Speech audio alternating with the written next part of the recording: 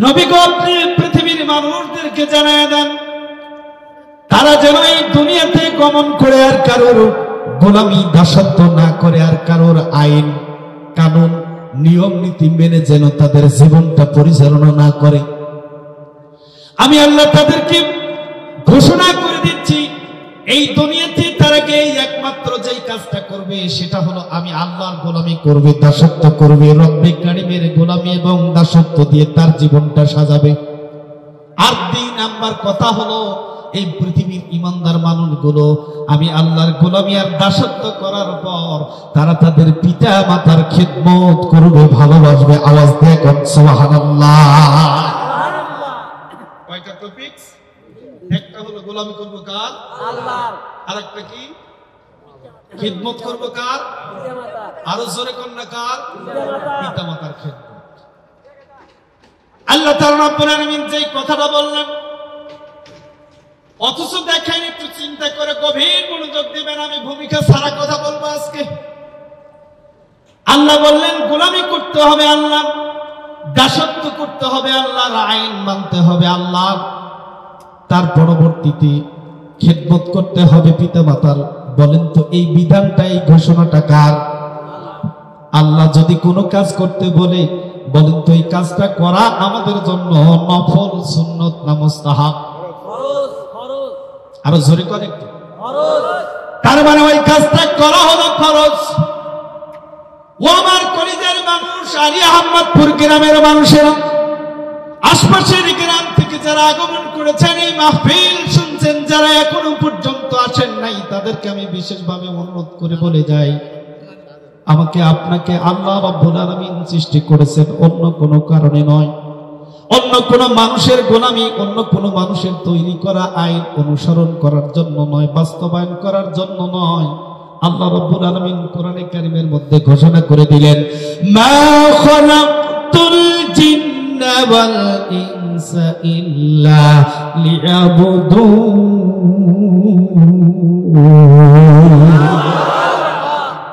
আল্লাহ রাব্বুল আলামিন বলেন পৃথিবীর মানুষেরা তোমরা শুনে নাও, যাদেরকে আমি জবান দিয়েছি, 2টা কান দিয়েছি, চক্ষুটা দিয়েছি, কথা বলার মতো শক্তি দিয়েছি, সুন্দর একটা অন্তর আমি দিলাম, ভালো মন্দ খারাপ ভালো তুমি সবই বুঝতে পারো। যদি সকালবেলা তোমার বিবি যান তোমাকে যদি পচা তরকারি দেয় ওই বিবির কপাল ফাটাইতে তুমি দেরি করো না।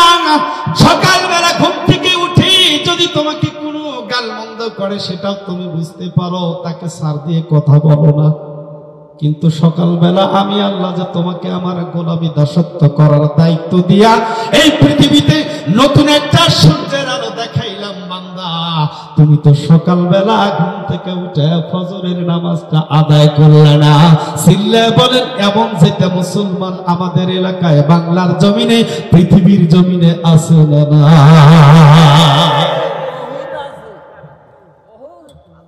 আয় আল্লাহ রাব্বুল আলামিন আমাদেরকে যে হুকুম দিয়েছেন, আহকাম দিয়েছেন, যে দায়িত্ব দিয়ে বাতায় দিলেন, আল্লাহ বললেন পৃথিবীর মানুষ শোনো, আমি মানুষ আর জিনকে সৃষ্টি করলাম শুধুমাত্র কেবলমাত্র আমার গোলামি করার জন্য, আমার দাসত্ব করার জন্য। অথচ দেখেন এই সোনার মানুষ যাদের সম্পর্কে আমি খারাপ ভাষায় আর কোনো কথা বলি না, বলতে চাইও না, যেহেতু দেশটা একটা স্বাধীনতার সূচনা এসেছে, যেহেতু দেশের মানুষ একটা সুন্দর সমাজ আবার বিনির্মাণ করার সুযোগ পেয়েছে, কথা কোন ঠিক না ঠিক?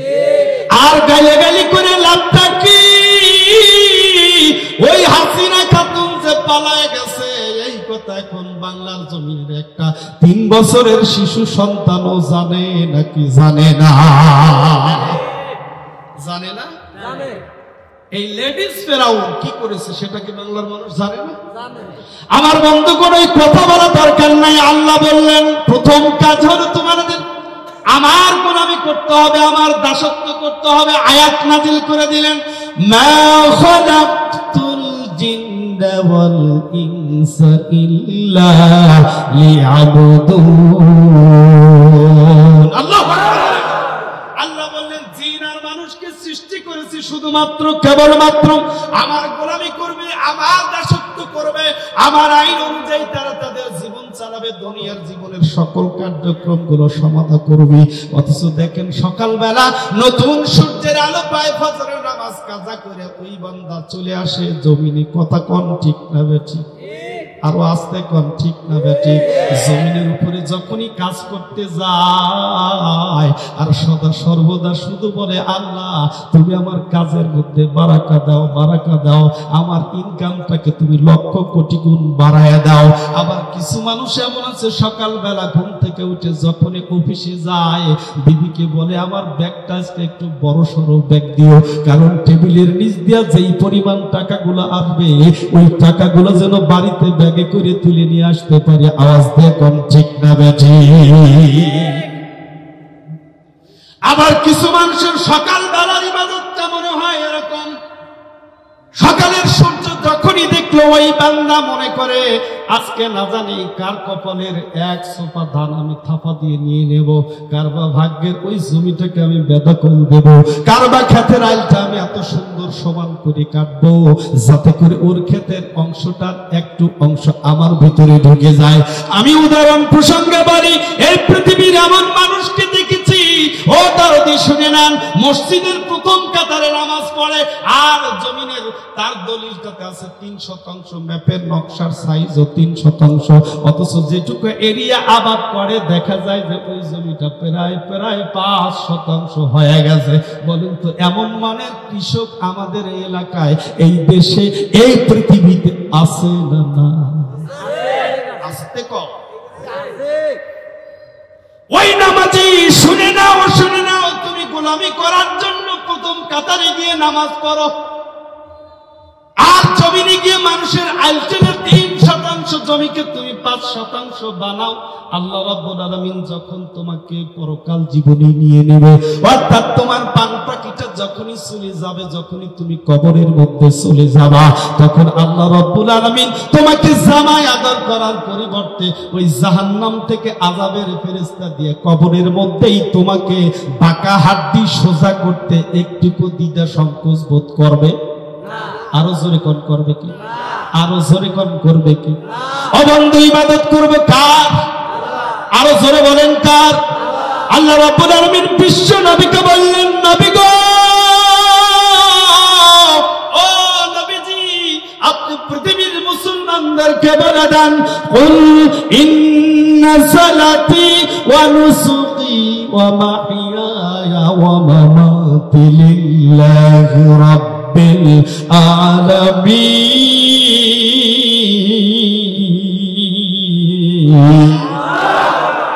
আল্লাহ বললেন, ওগো নবীজি, আপনি পৃথিবীর মানুষকে বলেন, বলে দেন, জানায় দেন, কুল ইন্না সালাতি, নিশ্চয়ই পৃথিবীর মানুষের নামাজ, ওয়া নুসুকি, এবং তাদের কুরবানি, ওয়া মাহইয়ায়া, এবং তাদের জীবন, ওয়া মামাতি, এবং তাদের মৃত্যু, সব কিছু লিল্লাহি রাব্বিল, আরো জোরে কোন লিল্লাহি রাব্বিল আলামিন। হিসাব কি বুঝতে পারছেন? আল্লাহ কাকে বলতেছেন? বিশ্ব নবীকে বলতেছেন, ও নবী, আপনি পৃথিবীর এই মানুষগুলোকে বলে দেন, তোমরা যে নামাজ পড়ো ওই নামাজ আমি আল্লাহ। সুবহানাল্লাহ। কার জন্য হওয়া লাগবে? আরো জোরে কোন না? তোমরা যে কোরবানি করবা সেই কোরবানিও আমি আল্লাহর সন্তুষ্টির জন্য হওয়া লাগবে। তোমরা যে দান করো, খয়রাত করো, এইটাও আমি আল্লাহর সন্তুষ্টির জন্যই হওয়া লাগবে। তোমার বেঁচে থাকাটা আমি আল্লাহর প্রশংসার জন্য হওয়া লাগবে। তোমার বেঁচে থাকাটা আমি আল্লাহর গোলামি করার জন্য হওয়া লাগবে। তোমার বেঁচে থাকাটা আমি আল্লাহর দাসত্ব করার জন্য হওয়া লাগবে। আর বান্দা, বিশ্বনবী আপনি জানায় দেন, ওই ব্যক্তির মৃত্যুটাও হওয়া লাগবে আমি আল্লাহর সন্তুষ্টির জন্য। সিল্লা বলা যাবে নাকি? আল্লাহু আকবার। আমার বন্ধুগণ, লক্ষ্য করেন, আল্লাহ রাব্বুল আলামিন যেই কথাটা বললেন, তোমার সব কিছু হওয়া লাগবে আমি আল্লাহর জন্য, অন্য কারোর জন্য কিছু হওয়া যাবে না। অথচ দেখেন এই দুনিয়ার মানুষ এমন আছে, আল্লাহ রাব্বুল আলামিন বলতেছেন, ফাওয়াইলুল লিল মুসাল্লিন। আল্লাহ বললেন, মারহাবা তো বললেন, আল্লাহু আকবার বললেন। এইবার দেখেন আল্লাহ কি সংকেত দিচ্ছে। আল্লাহ বলতেছে, ও বান্দা শুনে নাও, এই পৃথিবীর কিছু মুসল্লিদের জন্য আমি অয়েল দোজক ঠিক করে রাখছি। আস্তে কর নাউজুবিল্লাহ। মামা কব, হ্যাঁ মামা বলছে ও।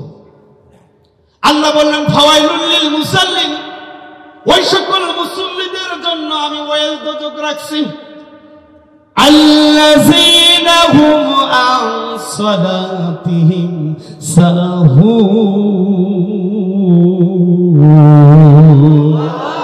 আল্লাহ বলেন দুনিয়ার কিছু নামাজি এমন আছে রে, ওই নামাজিরা মসজিদে যায় নামাজ পড়ে আর শরীর চুলকায়। দুনিয়ার কিছু নামাজি এমন আছে রে, ওই নামাজি নামাজও পড়ে, ব্যবসা বাণিজ্যের হিসাব করে। দুনিয়ার এমন কিছু নামাজি আছে, ওই নামাজি আবার নামাজের মধ্যে এমন ভাবে হিসাব করে ওই ব্যক্তিটাকে কেমনে বিপদে ফেলানো যায়। আস্তে কর, আছে না নাই? নিজের গ্রাম তাই বলে কি আমি কথা বলবো না? হ্যাঁ, আমি তো ওই সাইতে ছেলে না, কথা কর ঠিক না বেটা? খানমরিচ ইউনিয়নের কোন বক্তার মাহফিল বন্ধ হয় নাই। দীর্ঘ 16 বছরের ইতিহাসে রুহুল আমিনের মাহফিল বন্ধ হয়েছে। ও আমার গ্রামবাসী, আপনারা তার সাক্ষী আছেন না নাই? কথা বল। অন্য কোন বক্তার মাহফিল বন্ধ হয় নাই, রুহুল আমিনের মাহফিল বন্ধ করেছে। আল্লাহ বলছেন যে আমি ছাড় দেই, ছেড়ে দেই না। অসংখ্য জালিমকে আল্লাহ ছাড় দিয়েছেন কিন্তু ছেড়ে দেন। একটু লম্বা দড়ি দিয়েছিল আল্লাহ, যে তুমি একটু বিচরণ করতে থাকো। আর আল্লাহ কি করেন জানেন? ওই জালিমকে আল্লাহ সুযোগ দেয় এজন্য দেখি তুমি কতটুকু বাড়তে পারো। ঠিক না বেটা? এ ভাই ওই সাউন্ডটা আমাকে বন্ধ করার মতো একটু সাউন্ড দাও তো। এমন একটা ব্যাড সাউন্ড আসতেছে, একটু বাড়াই দেওয়া যায়?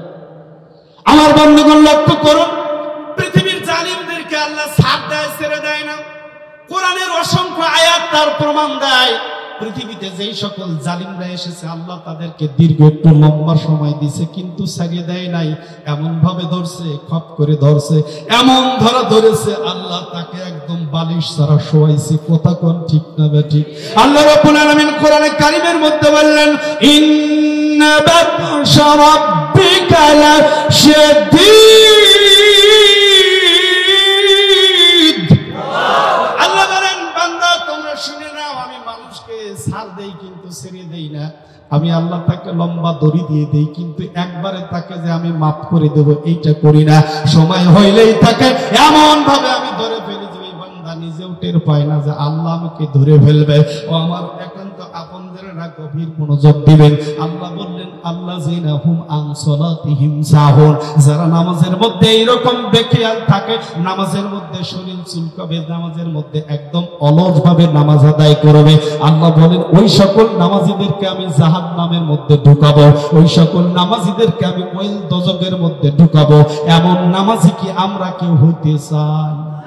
আরো জোরে কোন হইতে কি কেউ চায়? এইবার আল্লাহ বলতেছেন আল্লাযীনা হুম ইউরাউন।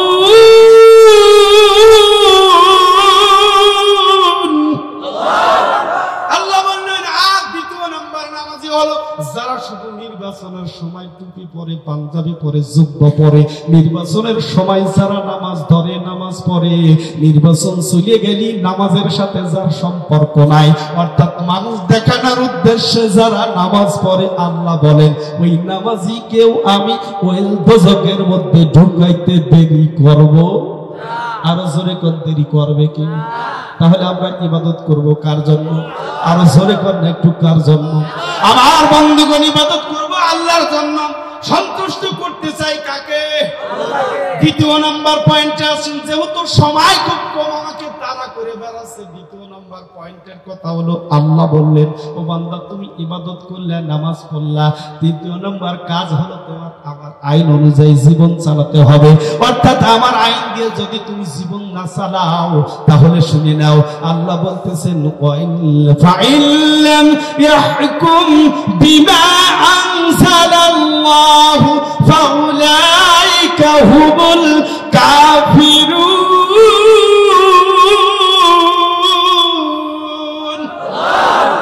আল্লাহ বলেন এই দুনিয়াতে আমি তাদেরকে যে হুকুম দিয়েছি, আহকাম দিয়েছি, আইন দিয়েছি, যেই সকল মানুষগুলো এই দুনিয়াতে আমার আইন বাদ দিয়া মানুষের তৈরি করা আইন দিয়া জীবন চালাবে, আল্লাহ বলেন তারা হলো কাফের। তারা কি? আল্লাহ রাব্বুল আলামিন তারপরে বলেন ওয়া ইল্লাম ইয়াহকুম বিমা আনজালাল্লাহু ফাউলাইকা হুমুজ যালিমুন।